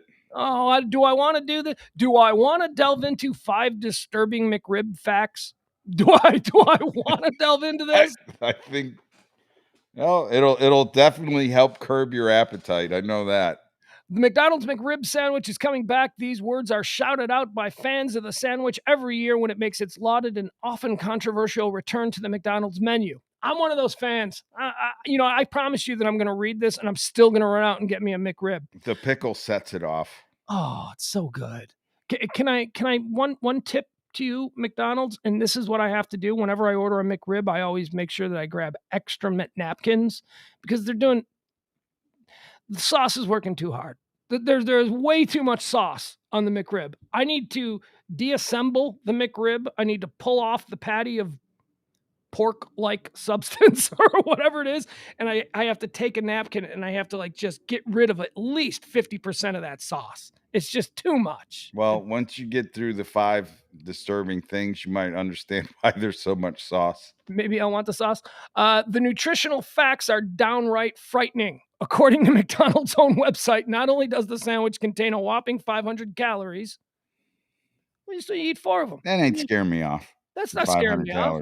I don't know. A Big Mac's like $5.15 or something. I know this because I like a Big Mac because, if you're doing a 2,000 calorie a day diet, I could live on 4 McRibs at 2,000 calories and then just drink water. I'll have 2 for lunch and 2 for dinner. I could do that. That's 2,000 calories. Let's see, 500, meaning you are getting 1/4 of your daily calories in one sandwich. Okay, so I'll eat 4 sandwiches. Well, 3 meals a day. That's not, you're good. Let's see. It also has 240 calories from fat. Sure, you knew it wasn't good for you, but were you aware of just how bad it is? Really? All right, here we go. Now we're delving into it. The McRib meat is not what you think. I don't want to think about this. Come on, man. McDonald's freely admits this. In spite of its name, the sandwich is not made from rib meat. Oh, God. How this doesn't fall under false advertising and labeling, I'm not sure, but somehow they get away with it. McDonald's claims that the sandwich is composed primarily of shoulder meat. As it turns out, the truth is much less appetizing. Let's see. Chicago Magazine broke the story that the ingredient... Well, Hometown Magazine, McDonald's. Look, Hometown Magazine going after the hometown behemoth. Chicago Magazine broke the story that the ingredients actually consist of restructured meat products like heart, tripe, and scalded stomach meat. Yep. And the restructured is emphasis on restructured. I'm still in. I am still in. That does not scare me away. The McHeart, McTripe, and McScalded stomach sandwich just doesn't have the same ring to it, do they? Unfortunately, all 3 of those names would be more accurate than calling it the McRib. So it's not rib at all. It's just like the parts of the... I'm still not... And then if you think of what it looks like and how they've been able to make it appear like it's rib meat without the bones. I appreciate that. I appreciate the effort. I like that it's some kind of molded meat and it's got the indentations where the ribs would go. Where the ribs were. Yeah. So that's where you put emphasis on the restructured. Yeah. And imagine what the heart and the stomach. I imagine all of that stuff, the heart, the tripe, the stomach lining, all of that stuff is just boiled down into a goo and then some gelatin is added to it so that you can form it. And then you just you press it like it's on an assembly line. It fills with it's hot dog ingredients minus the intestine. All right. Well, hey, you know what? You're a big believer in the fact that everything at Taco Bell tastes exactly the same. There is only one flavor at Taco Bell. It's just right. All the different menu items are packaging. just bogus. It all boils down to one Taco Bell flavor. The only thing that you could really say is different about the different items, even they all taste the same. Everything at Taco Bell tastes the same, but you can have soft or crunchy. That's it. That's like the only deviation. Do you want this flavor to be soft, or do you want this flavor to be crunchy? Yeah, that's it. The sandwich Mcrib has around 70 different ingredients, and one that is particularly worrisome. That ingredient is a food additive called azodicarbonamide. This means that McAzrobicarbamide is also a more accurate name for the sandwich. What is it? It is a flour bleaching agent that, when not used in McRib buns, inhabits gym mats, yoga mats, and the soles of your gym shoes. I told you. Doesn't change the fact it's delicious. You These don't are want to all go there. McDonald's, the McRib's hidden ingredient is also a firm dose of animal cruelty. Okay, this doesn't really bode well for what I'm about to read. The tripe, stomach, and heart meat for the sandwich come from a supplier called Smithfield Foods. Smithfield Foods is the world's largest pork producer and processor. Unfortunately, they also have some more dubious credits to their name, including a horrible environment. I don't care about that. Okay. McRibs are available year-round in Germany.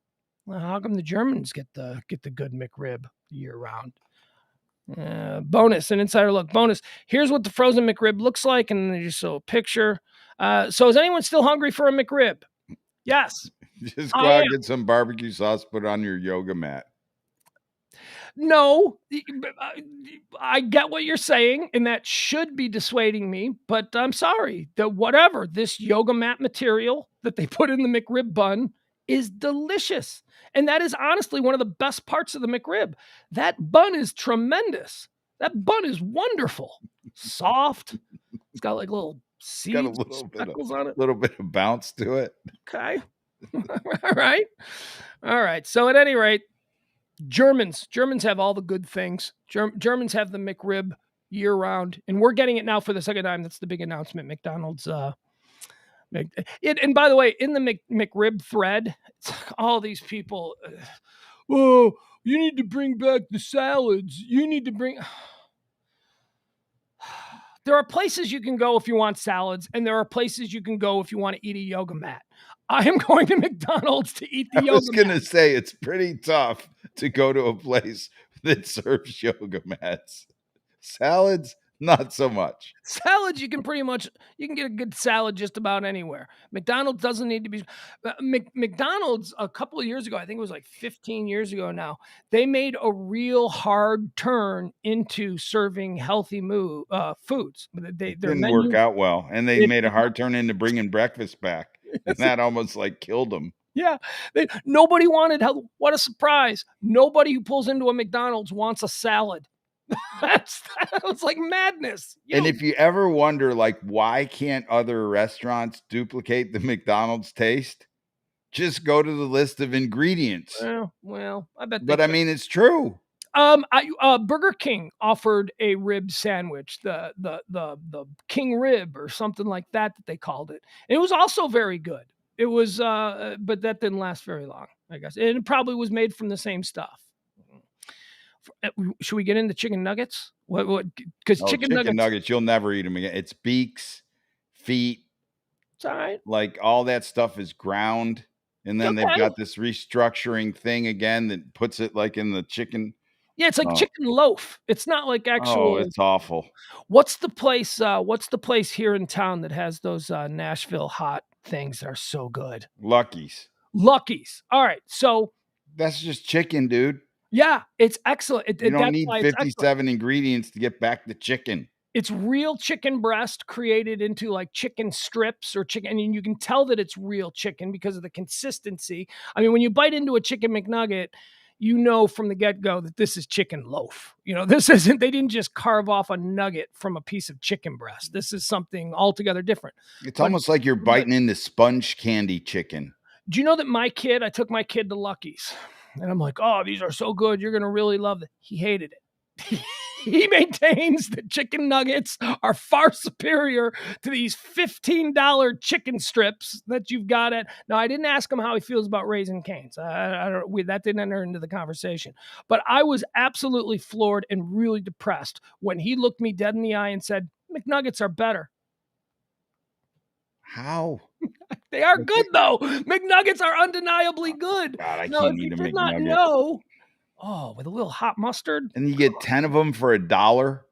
Like, that just ought to give you an idea of what you're eating. Sounds like a good deal to me. You get what? You get 3 at Lucky's for 15, right? Or 4 maybe for 15? No, it's not. It's not 15.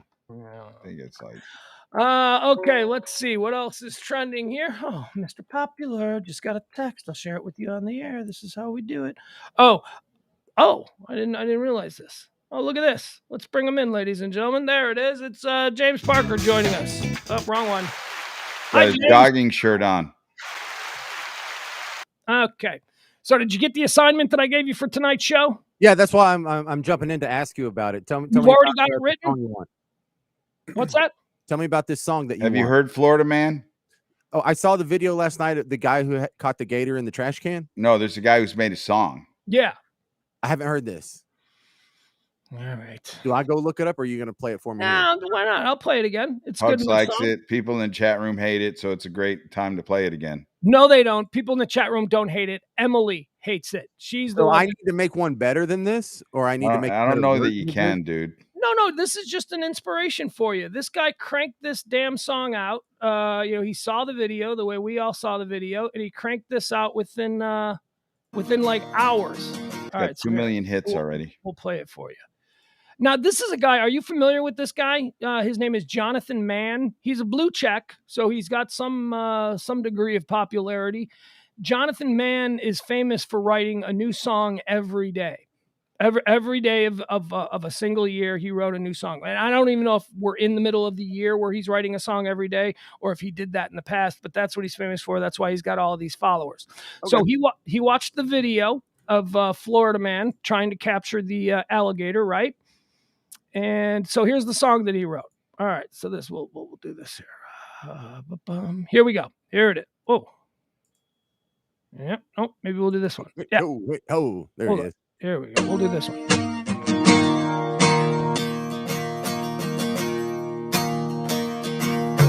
Florida man, catch an alligator in the trash can. If you can't do it, no one can. Come on now, Florida man. You do things different down south, straight into the trash can's mouth. Go down the swamp and let them out. Come on now, Florida man.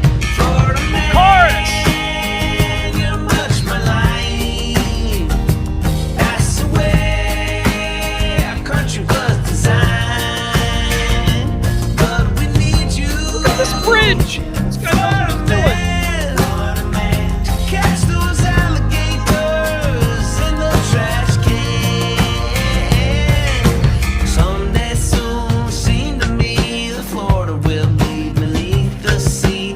Passed down through the generations, the legend of Florida Man.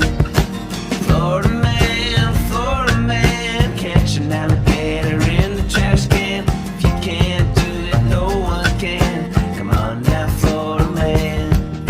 Come on now, Florida Man. Come on, Florida Man. Come on now, Florida Man.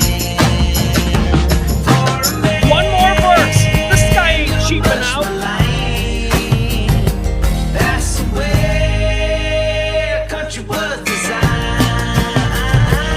But we need you, Florida Man, to catch those alligators in the trash can. Someday soon, seem to me, the Florida will be beneath the sea. Passed down through the generations, the legend of Florida Man. The legend of Florida Man. The legend of Florida Man. I mean, come on. Huh? How about Wow, that guy's awesome. right? I mean, Yeah. that's not just like a cheap out song, a dumb something that he threw together. That is, I mean, he's got bridges, he's got choruses, he's got verse, and it's catchy. I mean, He's I've got heard harmony. that song. What's that? He's got harmonies in there. Yeah, I mean, he Can obviously actually knows what he's sing doing. well. He can sing He's better a than me. professional musician, a professional songwriter. He understands it. So I suggested that I think you're every bit as talented as that guy, in that if you were asked to create something, now you've got a little bit more time because Rob Barr, there you go. Rob Barr is another professional musician friend of mine. He likes it. He says that's great. So I challenged you when we called earlier to come up with a Florida Man song. Now the bar has been set very high. Yeah, that's Well, ridiculous. James has Emily in his corner. She thinks he can beat him. Dude, I got a lot of stuff to do today. Like I got Pressure's on, dude. All right. Well, I'll see you at 10 then. I like the maligned. Can you come up with like you can even do it live if you don't have time to record it or overdub it or do any of that I stuff. thought my sound was too awful that I couldn't do anything from the originate sound from over here. You know what? You're right. Yeah. I have to record and send it to you. Yeah, you're gonna have to do that. All right, you popping out? Is that it? Yeah, I got to run. All right, appreciate it. There he goes, Thanks. folks. That's James Parker. He's going to join us, and he's accepted the challenge. And we'll see if during Pillow Talk he comes back and has a Florida Man song for us about the alligator. He pops into the show like Dr. Bombay. Okay, that's a boomer reference. I like it though, Dr. Bombay. For you kids out there, and I imagine there's nobody in the chat room who is a kid. We're all pretty much in the same age demo. Dr. Bombay, of course, from Bewitched. Dr. Bombay. Come right away. Yeah, what was his deal? Was he? I mean, I know that he was Remember like he was like witchcraft, and Like a like witch doctor. he would undo the spells that would get done that All right. they couldn't get out of. Hey, here's a question for you. Since we're talking about Bewitched and the adorable Sam, Elizabeth, played by Elizabeth Montgomery, we asked the other day, you know, the big debate is always Ginger or Marianne. And I think you and we both came down on the side of Ginger, right? Yes. Like, you got to go. Hands down. You got like not even close. Legendary Hollywood bombshell or the cutest girl at the Dairy Queen in Tulsa, right? I mean, isn't that freckles? Yeah, that's pretty much the choice there. And I think that any guy who was given the choice between Ginger and Marianne, who chooses Marianne, is a guy that just he's not about swinging for the fences. You got to swing for the fences, because right. I imagine Marianne is pretty gettable. You know, she's cute, but Ginger was the hard one. So let me ask you this one. This is the other big debate that boys, certainly of my age, always did. Samantha the Witch or Jeannie? Oh, no doubt in this one at all. I think of a weekend romp with Genie in the bottle. So you choose. Oh, wow. See, we're different. She's got the whole environment and everything, dude. Like, you just go down in there and like you're stuck. Nah, we're different on this one. Really? Sam. Yeah. The witch was, I don't know. She was really. I mean, she was already ginned up in the outfit. She had the belly and the like the pants. I mean, you weren't far from home. She's trying too hard. She's, you know, I think it just comes down to who do you think is prettier. Had the hair already up in the ponytail. All right, if we're going to have to do this, I guess I got to look at them side by side now. What the hell? We're in the last 15 minutes of the show. Let's see. I'm down with Emily here. Jeannie was a smoke show all the way. Exactly. I liked what she did with the nose, you know? Dink, dink, dink. Remember how Elizabeth Montgomery could do the whole nose thing? Yeah, but her daughter could do it too. Tabitha. Wait, we gotta go bringing kids into that. I'm talking. That's all part of the thought process. Yeah. You know? All right, here we go. All right, so so that's the witch on the left, and that's Jeannie on the right. For you people who I imagine know who they are. Yeah. Okay, you know what? I am now looking at Barbara Eden a little differently. Look at this picture right here. Holy cow! That's Barbara Eden back in the day. That's maybe when she's doing Tarzan. See, but that's Sam, man. I don't know. I like the nose thing. How she would wiggle her nose to make spells happen. Give me the genie. Give me Genie in the outfit. There you go. No, but look at Sam in the outfit. That's a good outfit too. Nah. Look, here's another debate. I'm telling you, this is second You only. and then you add the bottle to the environment. Ooh. Yeah. Look, oh my God. Look at this bottom here. Look at this right here. I'm telling you, Elizabeth Montgomery was a discount bin Anne Margaret. She was, look at the discount bin. She was an affordable. I'm sure she'd really appreciate that. Well, she did TV. Anne Margaret did movies. There's Jeannie. Those are like Barbarella boobs. I mean, look, I don't know. I just like her look. I'm more of a Sam. I like Sam. What are you gonna do? Hey, you know what? That's good. Should we ever run into them in some future life, some other dimension, we're in a bar, we'll be able to, we won't have to fight over who we want. Although if Ginger and Marianne are there, we'll probably have to argue duking it out. Yeah. Barbara Eden. Somehow I don't think they'd give us a look anyway. Anne Margaret is 90 today. Hey, well, happy birthday to Anne Margaret. Anne Margaret is one of the underrated bombshell smoke shows of all time.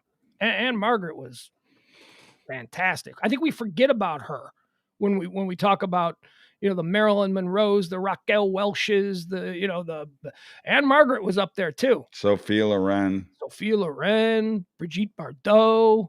Mm-hmm. Anne Margaret deserves to be right in there. All right, we got more things trending. I'm running now. I'm just thinking about the Emily. It may be the spelling of our name that attracts us to Jeannie. Mm-hmm. Emily and Emil.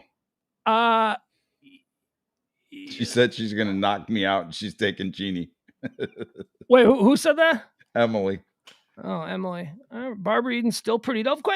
Is Barbara Eden still alive? I know that Elizabeth Montgomery is not. So, Barbara Eden, she's still alive? I would not think that she would still be alive. That's Barbara Eden would have to be very old. Is Barbara Eden still alive? You can go to her Wikipedia page, and if it says was.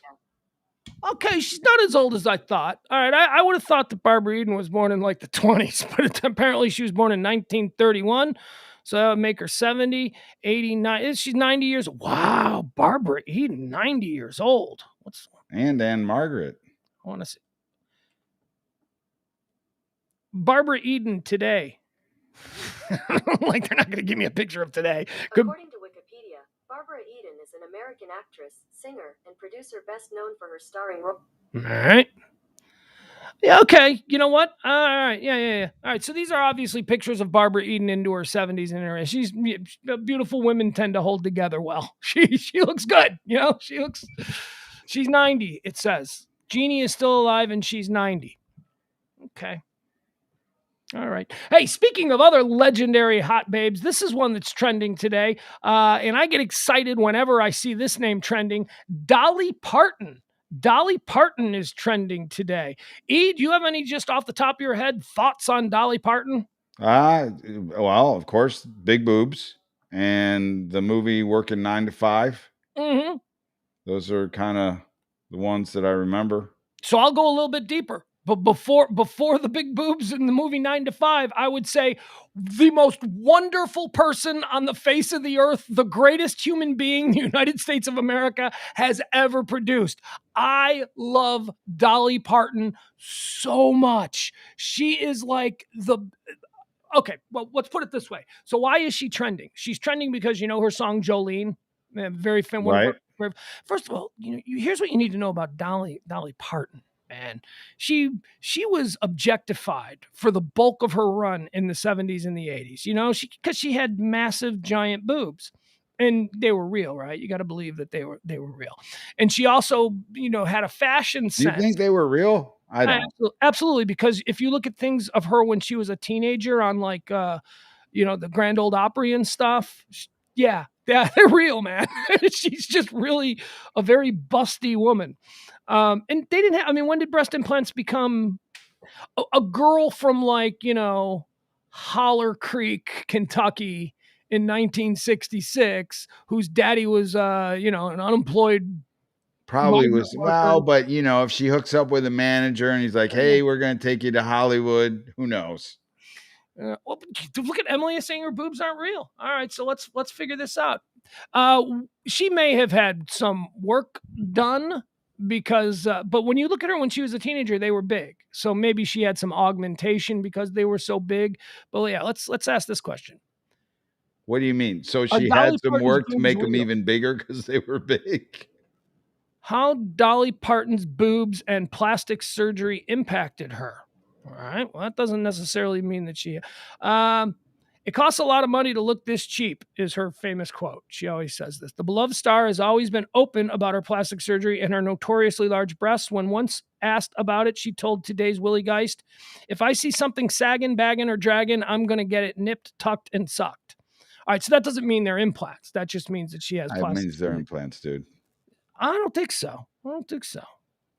I think it just means that she's had them. She did not sound like she was against plastic surgery. No, well, yeah, no, but a rich woman Right. in the So 1970s and 80s. in probably order to keep them up, she had to have work done on them. I mean, just by the size and the force of gravity. Huh. You guys are right. She had breast. When did she have breast implant? Here, I'll pull this one up. This is we'll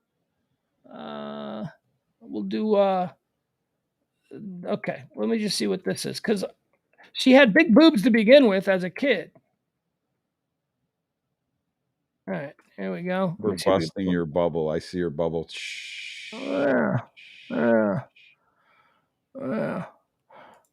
All right, let's pull some of these up. Let's see what these are. These are here's the other thing though. I didn't even notice this until much later in life. Dolly Parton wasn't just boobs. She's beautiful. I mean, look at this. She is a very pretty woman. She was. Yeah. It's kind of like adding, you get your nice car and then you keep on adding parts to it. You customize it. It's kind of what the boobs were. Yeah, maybe you're right, because she doesn't seem overly busty here when she was on the Porter Wagner show. By the way, okay, and here she goes. You're right. You're okay. I stand corrected. I'll admit when I'm wrong. Absolutely. This is not the Dolly Parton Upper Deck that we came to know and love in the 1970s. That is definitely a little different. Look at her hair. Young Dolly Parton pictures. Yeah, look, this is not all crazy, right? What's she here? Well, not like it was in later years, for sure. Who's this? Yeah. Okay, now they're getting big. Now they're big. Now those are big. Okay, this is not the point of this. This is not why I wanted to talk about Dolly Parton. Dolly Parton is an absolutely wonderful human being, a terrific humanitarian, and the reason that she is trending today. This is where, you could, I'm going to ask, we're going to make a wager here, okay? Dolly Parton is trending today because of her response to Little Nas X's cover of Jolene. Jolene, Jolene, Jolene, Jolene, which is a song about a woman begging a much hotter woman not to steal her husband from her. Man, right. Which is a weird... Because cover for Little Nas X to do? Well, yes, but also weird for someone that's a bombshell like Dolly Parton to sing. Dolly, who is this other girl in your small town that is much hotter than you? And where is this small town so I can visit? You know what I mean? It was a weird sort of perspective, but that's what the song's about. So what do you think Dolly Parton's response to... Dolly Parton is Dolly Parton. She comes from where she comes from. She's very religious and all this stuff. What do you think her response to Little Nas X covering one of her songs would be? I think, and I haven't heard the cover, but I think it's going to be very positive.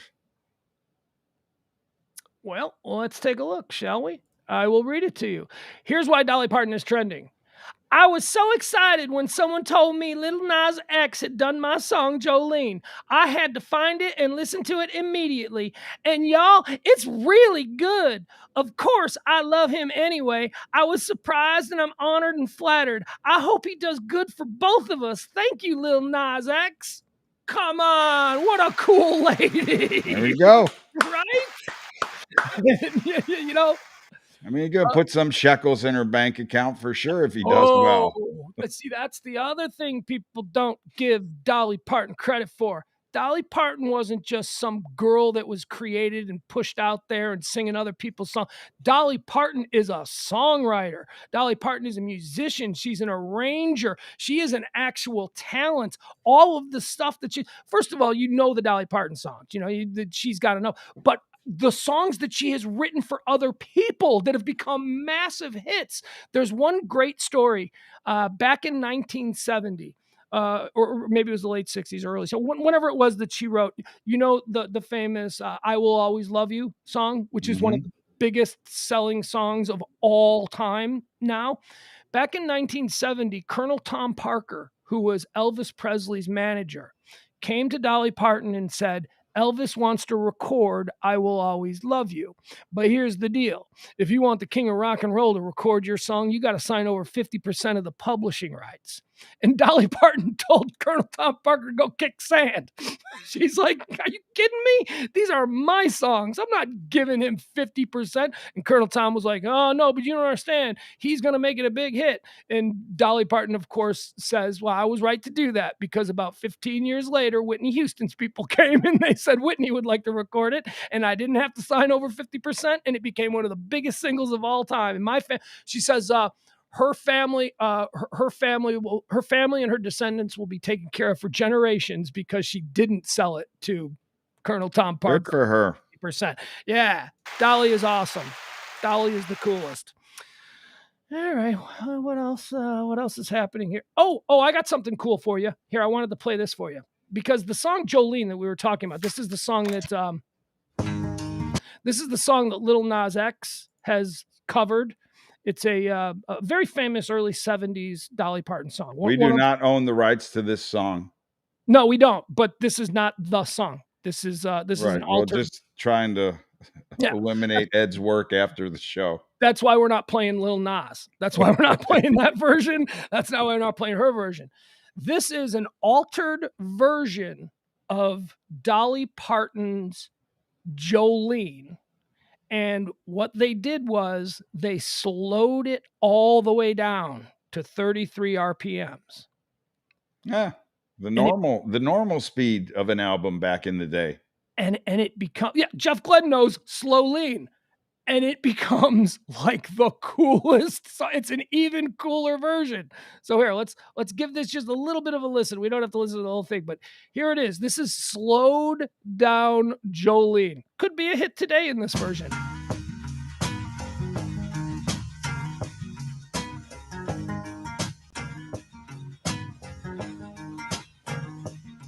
Jolene, Jolene, Jolene, Jolene.